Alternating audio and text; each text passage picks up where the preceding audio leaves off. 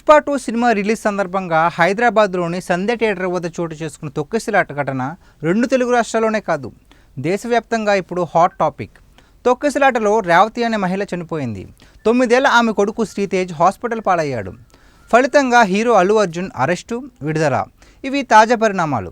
ఈ వివాదం political turn కూడా తీసుకుని అంతకంతకు ముదిరిపోయింది. ఇక్కడ ఎవరు రైట్ ఎవరు రాంగ్ అన్న మాట పక్కన పెడితే 15 ఏళ్ల క్రితం మెగాస్టార్ చిరంజీవి కూడా ఇలాంటి అనుభవం ఎదురైంది. కానీ ఆయన స్పందించిన తీరు వేరే. మెగాస్టార్ చిరంజీవి ప్రజారాజ్యం పార్టీ పెట్టిన తర్వాత 2009 ఫిబ్రవరి 10న తొలిసారి గుంటూరు జిల్లాకు వెళ్లారు. అక్కడ ప్రెస్ మీట్ ముగించుకుని తెనాలి వెళ్ళడానికి నారాకోడూరు అనే ఊరు మీదుగా బయలుదేరారు. అక్కడే ఉన్న ఎన్టీఆర్ విగ్రహానికి నివాళులు అర్పించి అక్కడి నుంచి బయలుదేరారు. అయితే ఈ క్రమంలో తెనాలి పరిధిలోని చక్రాయపాలెంకు చెందిన అడుసుమిల్లి పూర్ణచంద్రారావు, ఆల బ్రహ్మం అనే ఇద్దరు యువకులు మెగాస్టార్కు ఎదురుగా వచ్చి స్వాగతం పలకాలని ర్యాలీలో వస్తుండగా బైక్ మీద నుంచి జారిపడి అక్కడికి చనిపోయారు.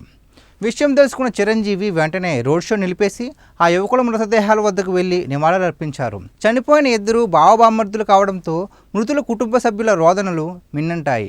వారిని చూసి చలించి మెగాస్టార్ కూడా కన్నీళ్లు పెట్టుకున్నారు. దీంతో అక్కడ ఒక్కసారిగా విషాద ఛాయలు అమ్ముకున్నాయి. ఈ ఘటన తర్వాత చిరంజీవి సోదరుడు నాగబాబు ఆ కుటుంబాలను కలిసి ఆర్థిక సాయం కూడా చేశారు.